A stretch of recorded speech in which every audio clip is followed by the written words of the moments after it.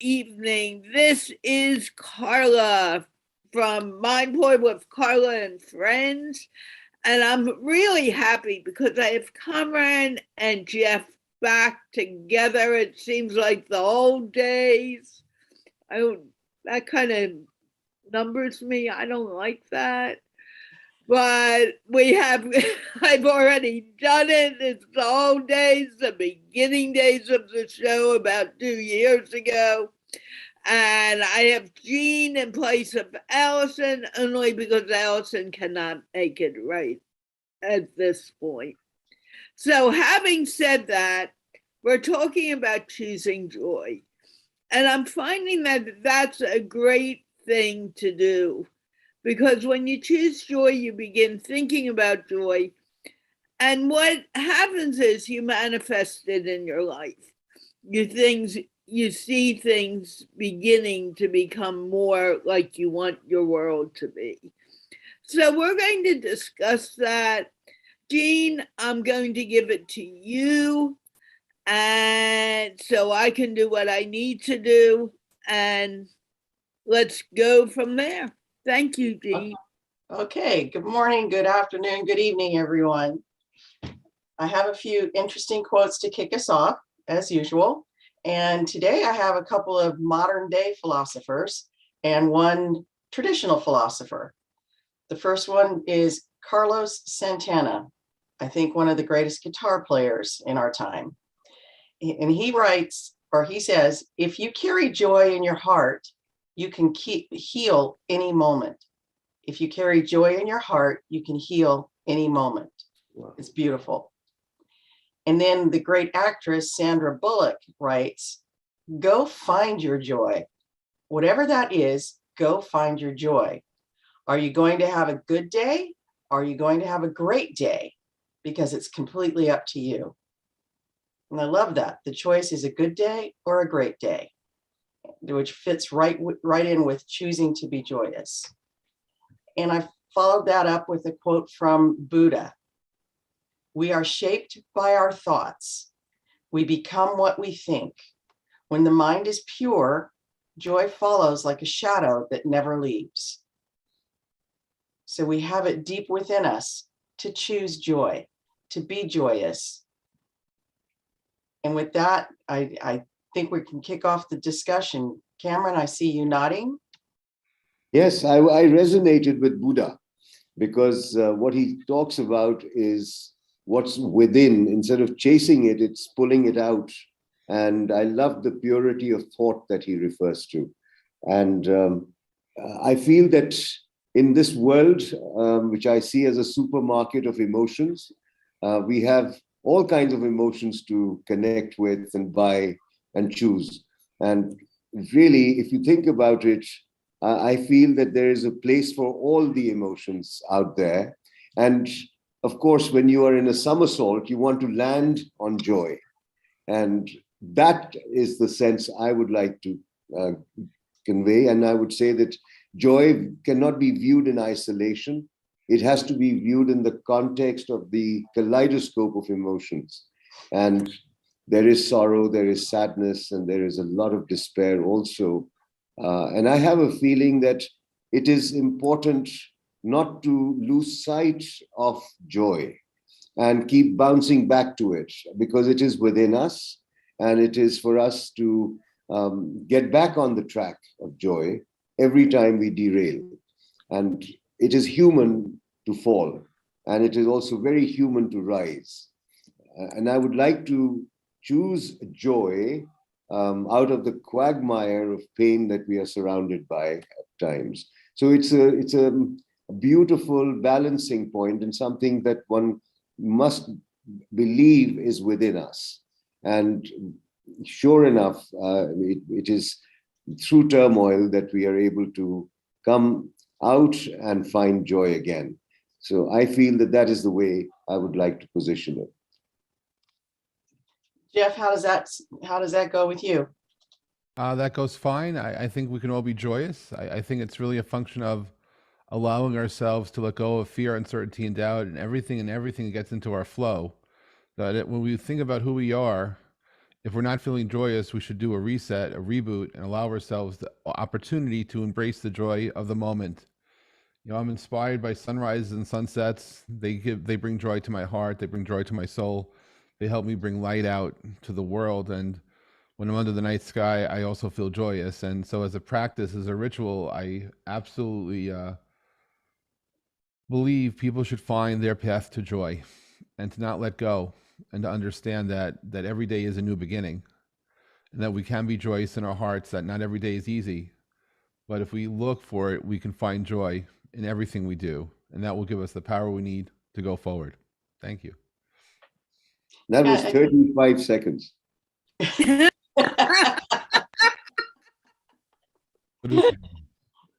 Record-breaking performance.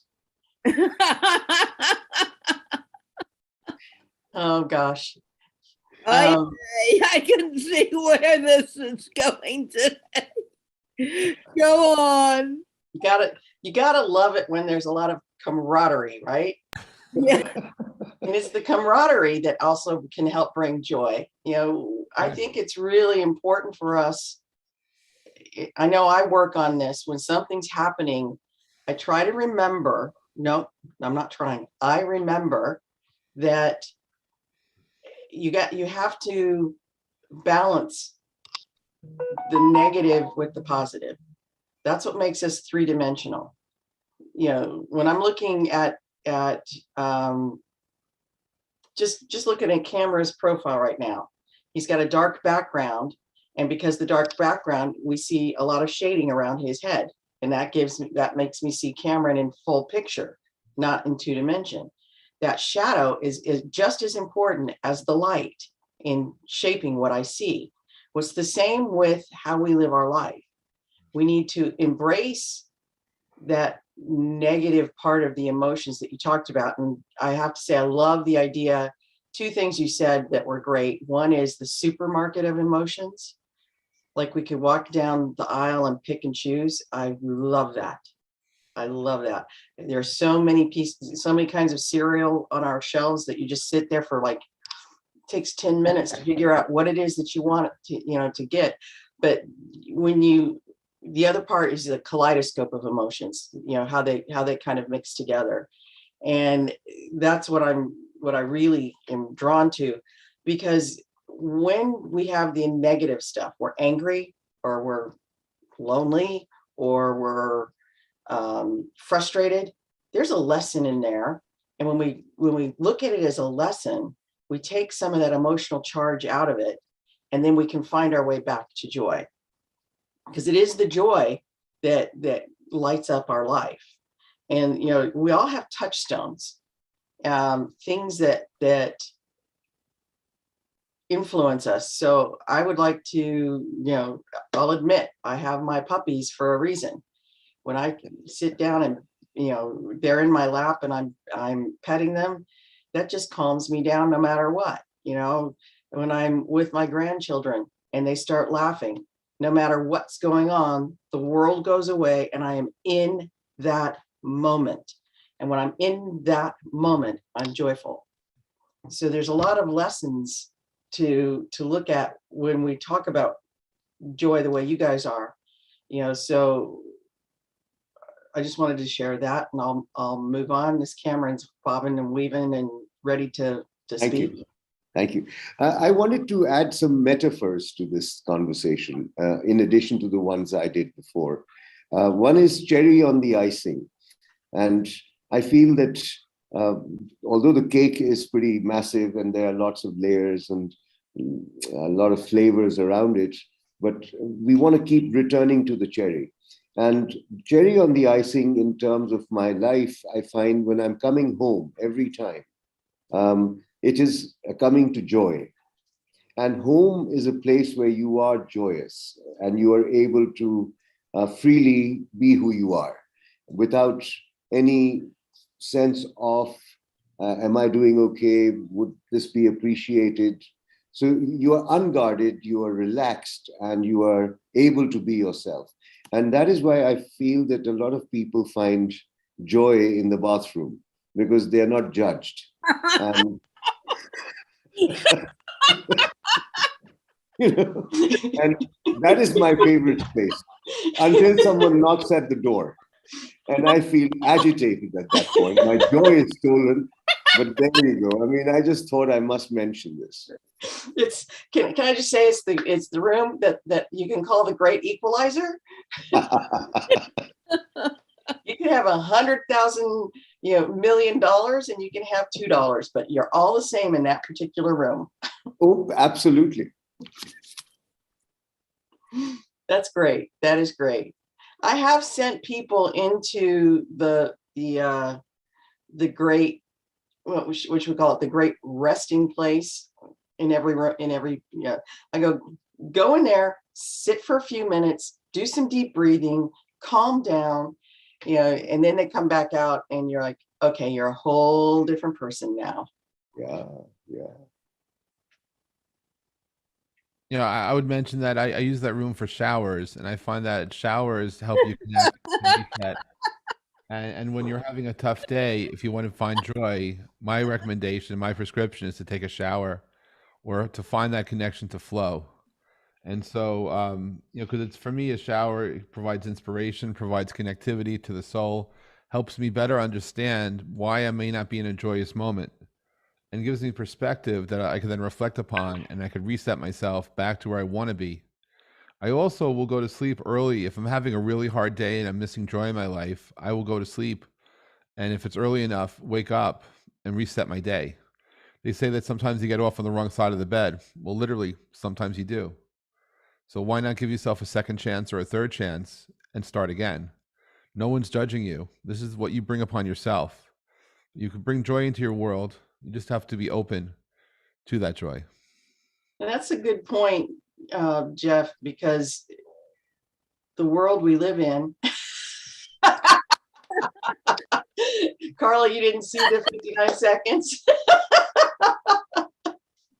Keep going. Getting done what I need. We are the greatest time managers ever. Okay. Obviously, we have chosen to be joyous. Obviously, and I love it.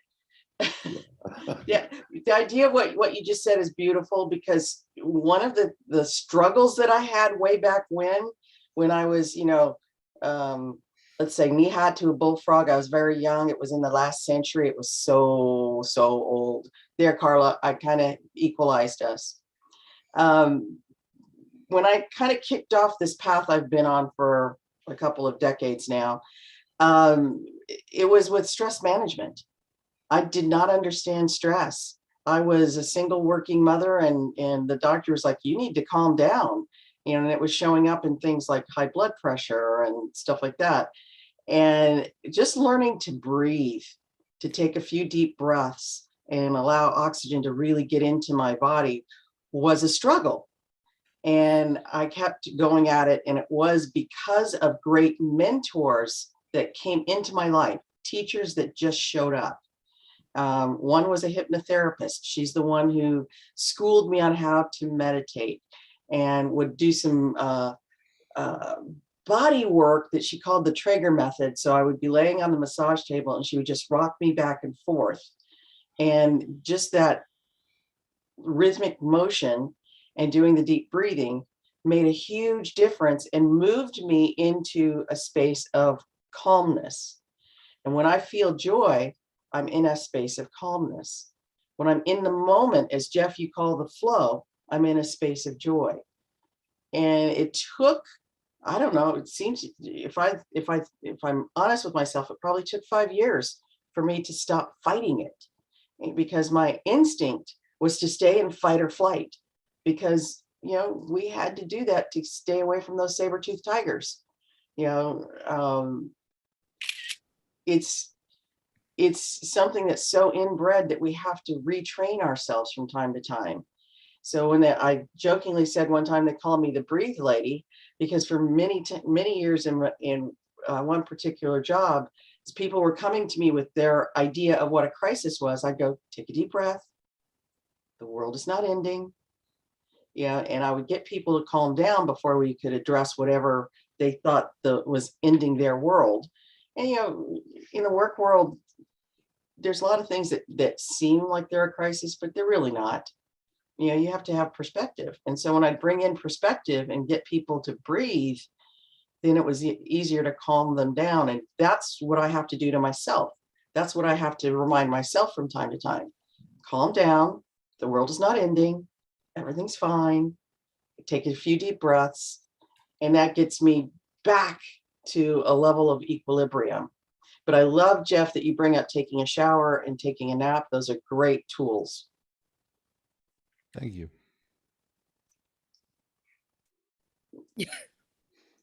Cameron's saying yes, yes. And I'd like to add a tool to that. I mean, how is it that Jeff can give a tool and I can't? I mean, I will. And that tool is simply what we have on our face, which is doing this, even if we are not feeling it. Now, when we do this, there is something that happens inside of us, which is nothing but happiness and lightness and kind of joy. And you try doing that and try to feel happy. No way. I mean, you're going to feel miserable. So just these muscles, if they could be pointed upwards, wow, I mean, happiness is going to be easy. So the physiology does help. And the second tool that I'd like to recommend, other than the facial muscle we have here, is to walk 25% faster and to have a posture which is rather straight and, you know, like in the army. Jeff, have you ever been to the army or cadets? I visited. You know how they tell you tummy in, chest out? Yeah. Yes. That kind of posture. It really alerts you and it gets your entire mindset moving in a very directional way towards a purpose. And I feel when we are lost, it's mostly because we haven't defined or clarified our purpose in life, the essence of why we are on this planet, the very meaning of life itself. And to resolve that is also an ingredient. So 3 tools: smile, walk 25% faster, and have a clear purpose in life. What you mean to the world. That's it. For me, happiness is a cup of coffee. Sometimes yes, it's ice cream. Sometimes it's a song. But yes, all together, it brings that joy to the world. For me, it's situational and productive. Thank you. Yeah, it's that was 7 seconds. This is not fair. No, Jeff, you can't talk longer than that. I appreciate that. I also appreciate this challenge of being succinct. Don't be succinct with money, because then we'll only get $1 or a dime. Look, we could elaborate on any of this, but I do think, right, that happiness is, and fill in the blank, right? But we know what makes us happy. And when we are in those non-joyous occasions, the hard part is remembering the bridge to happiness. And that's the part of that consciousness and that flow, because when we're connected to source or we're in that positive state, we can get to happy fast. What we need to remember are the paths to happiness when we're under pressure, when we're under stress. And that's why, for me, it's the go-to. It's sometimes it's a song, sometimes it is a puppy, sometimes it's going to be a little taste. And you know what? You smile. And once you get that little positivity, it amplifies.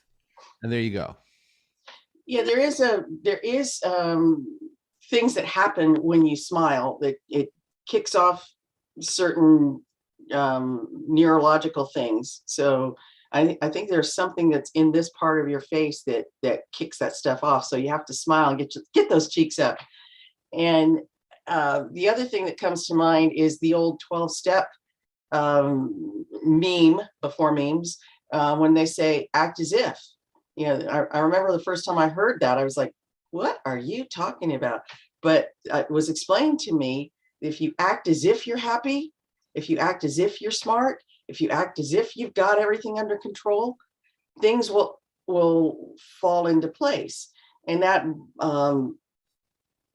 kicked off discussions into the law of attraction and some of the other things. And one of the philosophies I do believe strongly in, and it's kind of what Buddha was talking about, what you put in your mind reproduces in kind, is what's said. So what you put in your mind those thoughts out picture in the world. So if you put, and this is something I continually to work on, if I say I'm just really blah and nobody wants to, that's what's going to show up in the world. And so when you act as if and you put that smile on and you stand up straight and you have your purpose and you believe it in your mind, then what comes out is a whole different experience. And I truly believe that because I've been living it for the last 2 decades.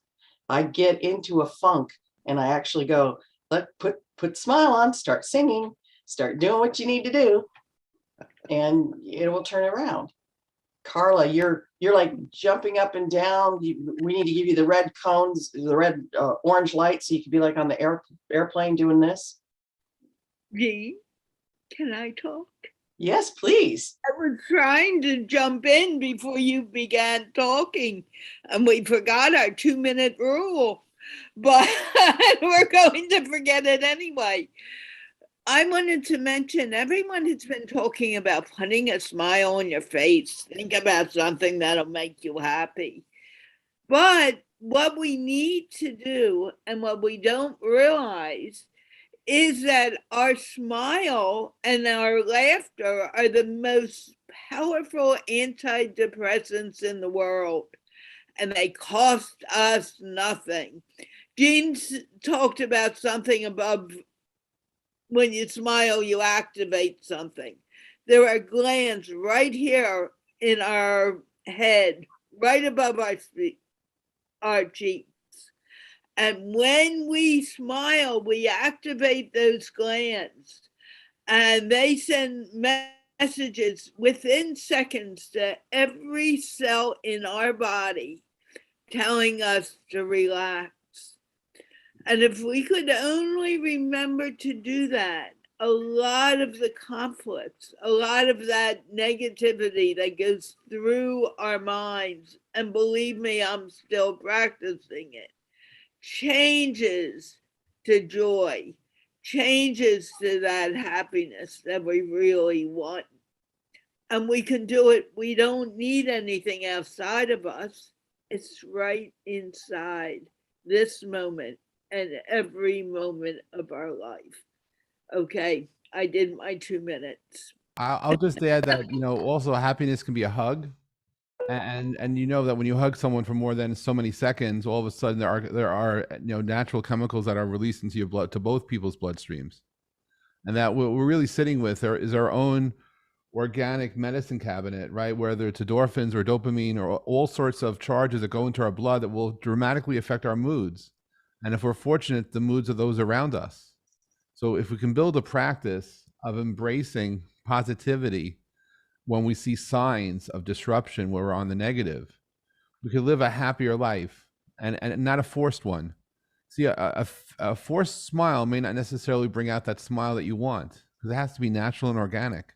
Sure, the muscles are there, and yes, you have muscle memory for smiling, but why not go to the heart and just give yourself that truth of being a happy person and saying, my intention is to be here and to be happy.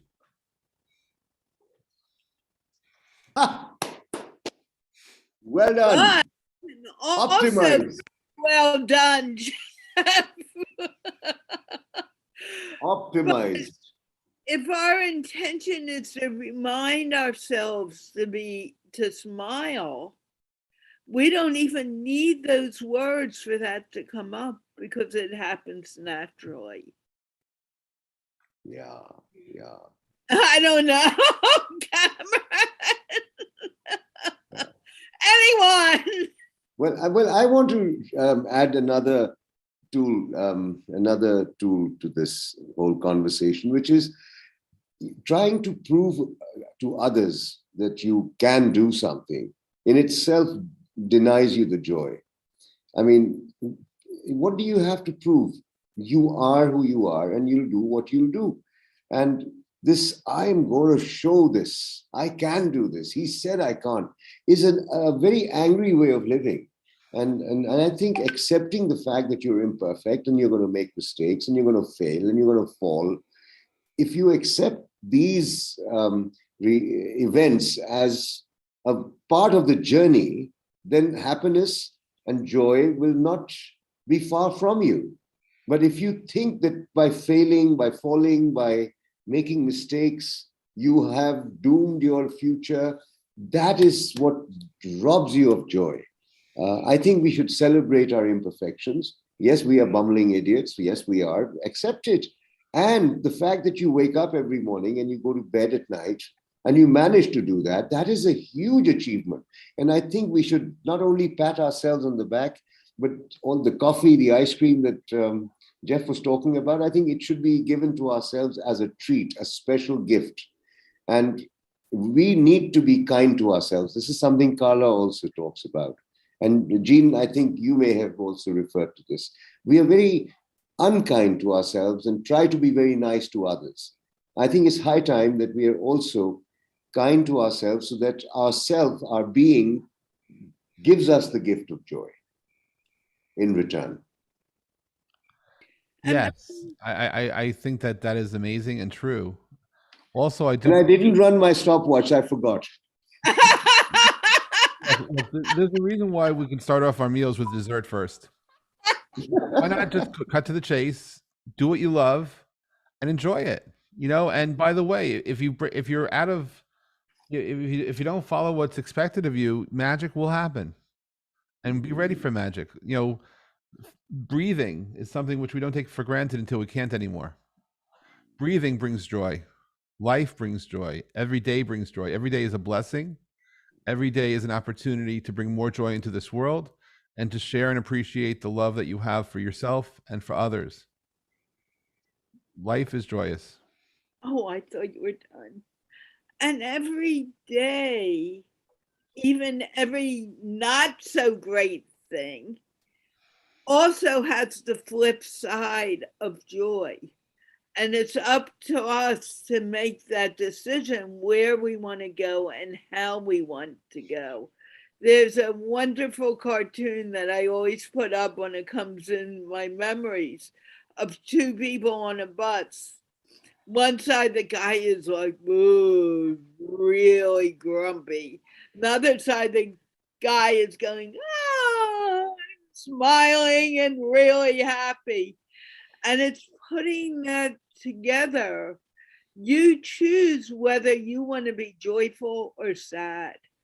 You need to make the choice, not someone else.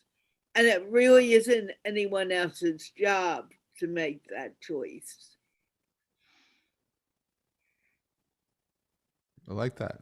That's very true. Go ahead, Cameron. And joy, when it is spread, I think that multiplies it. There is a multiplier to that. So if I deliberately choose to make someone happy today and every day, one person, I think in the process, I'll find multiple volumes of happiness. Seeing others happy is also a path to joy. And if our existence can light up someone's life, nothing can be more satisfying than that. I had two occasions today where I truly felt amazing, simply because as a result of what had transpired, the person felt so grateful, so happy. I even got a hug, and I remembered the hug that Jeff mentioned, the power of the hug. It is amazing what happens when we deliberately and consciously try to make someone's day by surprising them. And I feel we all have that opportunity. It doesn't have to be an expensive gift. It is just a small gesture. Right. And it's the gesture that means more. And I think sometimes we forget it, especially around the holidays. People think, oh, I'm hoping to get blah, blah, blah. And the people who you want to get blah, blah, blah show up and they're happy and they're joyful. And you're like, but where's my blah, blah, blah? And it's not there. And you focus on the blah, blah, blah instead of having those people around you and having that joy that's being given to everyone. So, we need to remember that, it's not anything that really gives us joy, the joy is from within. And Bless you. Everyone can make that choice every moment. You know, it's like someone doesn't come for something, you really want them there. But at the same time, all of a sudden, there's something else that is happening that's bringing you joy. What do you want to focus on? Priorities. Right. That makes it that adds a level of complexity to it, but we have to set priorities. You know, oftentimes you have to say to somebody when they ask you to do, you know, could you do me a favor? Well, okay, I have these 3 things to do, and you want me to do this 4th thing. Which one's the most important? And so sometimes we need help in setting priorities, but prioritizing joy is important. Especially in this crazy time that we've been going through. I'd like to remind Stephen Covey tells us that we make so many decisions, but between the stimulus and the response, in that middle ground before we act or react, we get to choose. So I like to tell people we get to choose, and we get to choose heaven or hell. We get to choose peace and joy, or chaos and, I don't know, lots of confusion. And it comes down to that, peace or confusion, joy or negativity. We get to choose every moment of the day. We get to choose how we respond to that toddler throwing a temper tantrum. And when I was a parent, I would be embarrassed. And now as a grandparent, I'm like, okay, this is what happens. Completely different reaction. And now when my grandson decides to throw one of those fits, we kind of let him go because he needs to deal with it. But I smile and I go, Grandma knows exactly what you're doing, and I'm enjoying it because you're trying to tell me something, but I'm smiling while I talk to him like this, and that helps calm him down. But it's a completely different reaction than what I would have had if it was my child, So when I could detach from him, which is what I've done, as he's my grandchild, he's not my son. So I'm detached by a level, and I can kind of find the humor or the joy in that moment because he's being who he is. And when you detach, you take away a lot of the negative kind of emotion that we assign ourselves in our head. So, when the traffic goes, I just say red, all the brake lights are hitting, you can say, okay, let's take a deep breath and enjoy that moment. Or you could go, oh, I need to get somewhere. I'm choosing to say, okay, this gives me time to breathe. Hey, another tool, unclutter your head. And how you do that is just write down what's bothering you. Just write down and keep writing. Don't edit, don't judge, just keep writing. And a point comes when you realize that it's all out there on paper. When your mind is uncluttered and you're clear thinking, joy again emerges. Joy needs the space to dance. And if the mind is cluttered and crowded and the heart is in pain, then the way to deal with it is just write it, let it out, and you make that space, and joy fills it. Cameron, I refer to that as defragging your mind. For anyone who remembers computers back in the 80s and 90s, where you have to defragment your hard drive. Wow. It's defragging your mind. Similar process. Brilliant. Thank you so much for enhancing the understanding. And if we're defragging our mind and you're comparing us to a computer, is our mind really a computer? Yeah. Or is it something different? I think that there are people who would argue successfully that there are parts of your mind that can be your computer, except you're the most powerful computer that exists. And that the neurons going through your brain do things that have not been able to be fully replicated just yet. But defragging your mind means to get rid of that clutter, make it more efficient, make those neurons more connected, recharge where it needs to be recharged so that the synapses don't have such spaces between them. And more than anything else, don't be afraid to be who you are. And I think, though, the one key also to stay joyous is to build a joyous practice, to build joy in your everyday life, not just during holiday seasons, but to allow yourself to be joyful, not to be embarrassed by it, and to be happy and to be proud, and to accept yourself that I can be happy, I can be proud, and that's fine. And I accept that. Wow. Yeah, there's a part of me, which, as you say that's pulling up the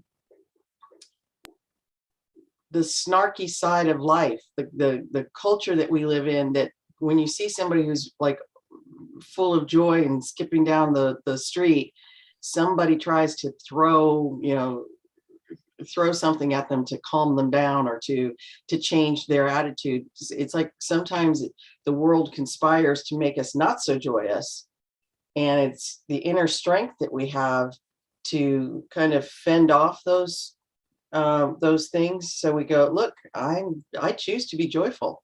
You can choose to be whoever you are, but I choose to be joyful. And that's that phenomenon that when you make a change, the people around you want to pull you back because that's comfort zone.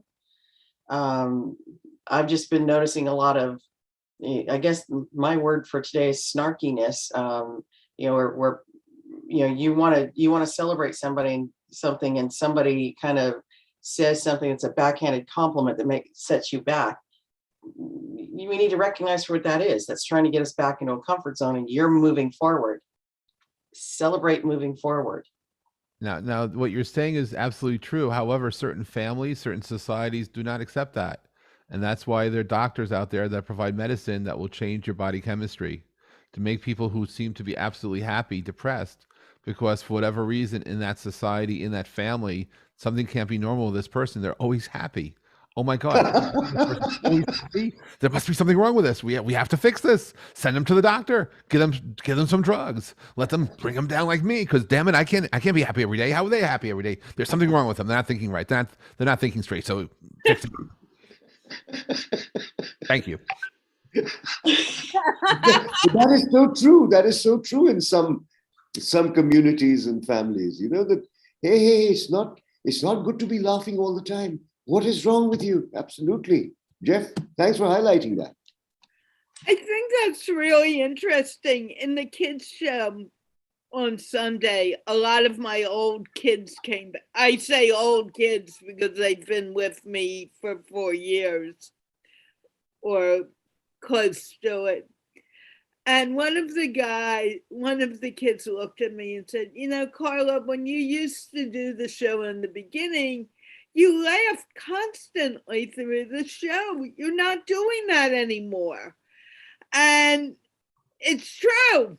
I have had a lot of things going on and I just stopped laughing as much. And he said, Carla, you got to laugh more. And of course, that got me started again. This show today is really doing what the English show used to look like. And it's just putting some laughter and joy in that brings people together. We laughed the other day because someone was saying television and I thought he was saying terrorism on the show. And I'm like, what do you mean? You work for the government? And he said, no, I don't work for the government. I work for and he was meaning to say television. And someone else figured out what it was and said, Carla, he's talking television. And I said, okay, we need how to say it so the next time you say it, I don't think you're talking terrorism. He came back the next day for the show and he said, and I work at a television. And we all cracked up and I said, great, you remembered, you did it, yay! But that's the type of thing that we need to be able to laugh at our mistakes, because our mistakes take us to our next success. We don't make mistakes and we don't laugh at them, we're lost. And I remember Sri Ravi Shankar tell me before he had me write a thing for a speech that his father was doing in India. And he said, remember, tell people that when they are learning, when kids are learning, let them make mistakes and teach them to laugh at their mistakes. It's so very, very, very important. And I started doing it more in my classroom, and the kids had more fun. Plus, they made more mistakes, I think, because of that. And they learned a lot more as a result. Right. You learn more when you're having fun. You're not learning when you're seriously listening to some professor say, and you do this and be happy. And if you're not happy, I mean, who's going to take that seriously? Okay. You said our mistakes take us to our next success, and that brought to mind something. If there's anything, I want to change perception. I grew up in a fairly traditional Catholic family, and we talked about sin all the time. I mean, when you're a little Catholic girl, you're taught that even when you frown, it's a sin. You're not respecting your mother and father. It's a sin, things like that. And fast forward many years, and I'm talking to somebody in more of a metaphysical philosophy, and they go, well, sin simply means mistake. And that was like, big epiphany. Oh my God, you mean I've just been making mistakes all my life? No wonder I don't feel so good. Now I'm just going to laugh. Because if you repurpose in your mind what the word means, then you're like, mistakes are normal. Mistakes are normal. We make mistakes because we're learning. We make mistakes because we don't know. We make mistakes because we're trying and we might miss the mark. But every time you miss the mark, you know not to do that and you do another one. So was it Einstein or Edison that said, Edison.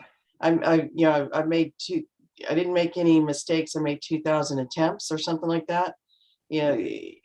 When we want to reach in to find our greatest moments inside of us, we just need to let it flow, and then we grow with it. Because every time we make a mistake, we change how we act or react in the world. In this, I made a mistake. I went to a mall. That's crazy right now. There's too many people, and I kind of went, oh yeah, I'm coming back later. And I found that if I went to that same store at 9 o'clock at night, it wasn't as crazy.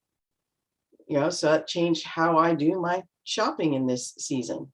But also back to the mistake thing. Mistakes are really important. But I love the quote from Paulo Coelho, and I'm not going to get it correct.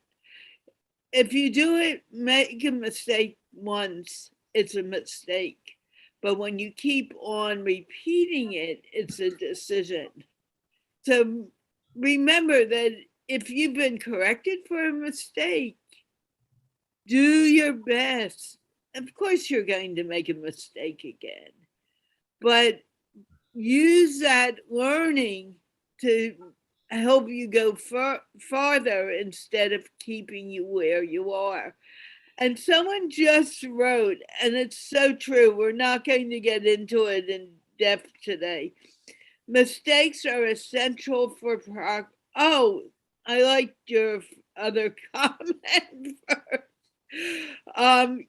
You wrote something like, mistakes could be a matter of semantics. And that's true, because we all think a little differently. I don't care if you're a native English speaker or an Urdu speaker or what. whenever you are talking to someone, that understanding of another person comes from a different mindset. And you may not understand what's being said, but you're saying, and that could cause a feeling of, oh, he's a horrible person. It's because you don't understand what the person is saying. I want to jump in here if I can and mention that we need to make more mistakes in our lives, because you see, if any of you are involved in the creativity or invention side, invention encourages good mistakes, because many products that you have in your everyday life, people did not go out to invent, but it was a product of a good mistake. They went out to do one thing and they discovered something else. And there's a long list of examples of things that you rely on that people they discovered because by accident. It was an accidental discovery because it was a good mistake. So if we're going to embrace mistakes, that's wonderful, but I encourage good mistakes too. And by the way, who's the judge? Because at the end of the day, maybe you discovered radiation, maybe you discovered electricity. I don't know. Maybe you discovered a cure for cancer. Maybe you discovered things because you were mistaken. You didn't get this, but you got that. And so in life is made of mistakes, good and bad. But it's those good mistakes we make that change the way we work and live. Thank you. Post-it notes. There you go, Jeff.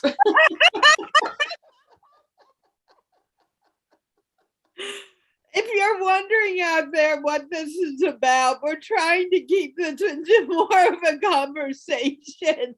And Jeff likes to, if you let him go, he'll talk for 24 hours straight. So we're trying. And we love it. Yes, we love you when you talk 24 hours straight. Okay, Kamran, you look like you were going to say. My toolbox is empty. I have nothing more to add at this point in time, but I must say this shorter version in terms of inputs has truly sparked conversations of a quality that I wasn't even able to imagine. And I think Jeanne has led us beautifully through this whole process. Thank you for that. The thing is we're choosing joy, and figuring out how to have a good conversation is one way of choosing joy. And we're actually showing our viewers how we can change the world by changing ourselves. And that's what we're talking about. Choosing how we act or react is a critical tool, which you always have one tool that's in the background, Kamran, and I have to tell you, it's clarity, because you bring a certain crystal clarity to how you respond to what we're saying, which is great. And that's kind of an excellent tool that we should all have, bringing clarity. What do we really mean to say? And that helps us. And the power of choice. I actually, when I'm talking about communication and I'm working with executives doing coaching, I tell them that's a superpower. That's their radioactive spider bite, because Spider-Man's just opening up here in America. It's a superpower. We get to choose how we're going to show up. We get to choose how we're going to act or react. We get to choose what we're going to wear, what color we want. Choice is something that not everybody has, and we need to honor that. That's a great gift. And when we use it appropriately, we can choose to have the happiest of happy lives. And we get to listen to Carla laugh. What was that, Cameron? Yeah, I just thought that maybe this good morning, good afternoon, good evening has become a bit of a drag, because this has been going on for thousands of years. Why not we change that to something like amazing morning, great night, and a fantastic afternoon? I mean, why can't we add superlatives to these moments in our day? I'm just wondering. I mean, so. Cameron, I will no longer say, you're going to have to remind me, Jeanne. I will no longer say good morning, good evening, good night, or whatever. Good. I mean, it's been going on for thousands of years. Why don't we break the pattern and have more joy in our lives? Have a joyous afternoon, sir, or ma'am, Like awesome morning. Yes. Magnificent afternoon. Yes. Joyous night. Absolutely. Let's supercharge the day. I think it's a great idea. Thank you. I just need to be reminded to say that because I've been doing that good so long. No, but not only you, the whole world has been doing it, and I'm fed up. It's true, Kamran. It's a great idea. Yeah. And I need to just rethink it so I do that. Yeah. So it will be from now on, awesome morning, magnificent afternoon, and tremendous evening. Let's get started with MindPlore with Carla and Friends, or Learn English with Carla. Great Carla, no. MindPlore with Carla and buddies. Yeah, we can do that. No, I'm just being, out of box. So don't be that crazy. Well, to change the name may be a bigger deal than it would be. Yeah. But I could say I'm here with Carla, I'm here with MindPlore with Carla and Friends, and definitely buddies. Yeah, of course. I do want to make sure that you're there with Carla. That's important.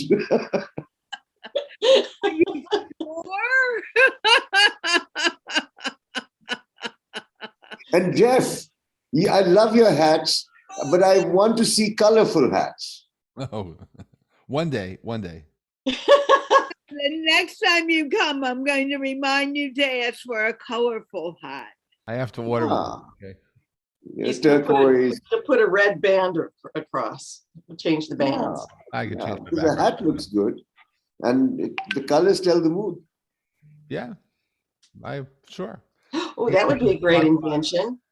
Jeff, you're not bland at all. You just talk forever. So I love you too.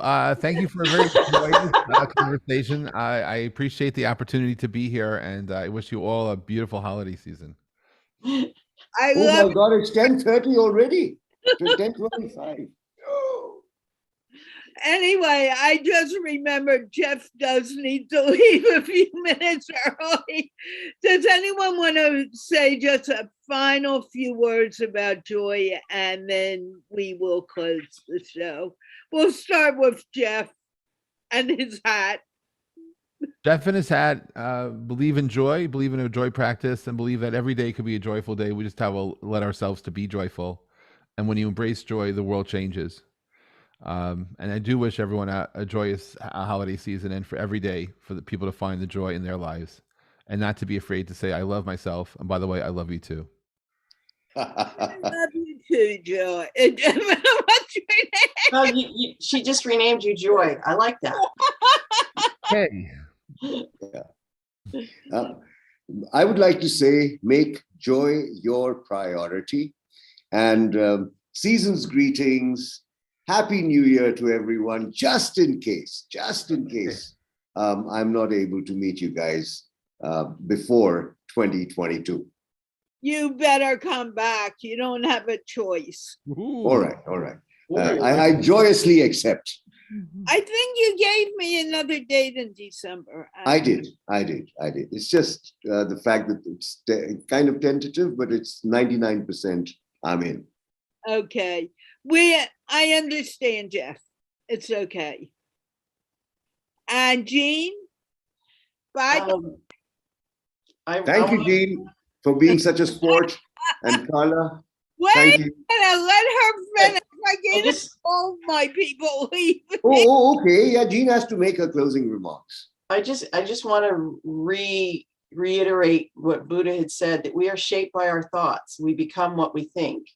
When the mind is pure, joy follows like a shadow that never leaves.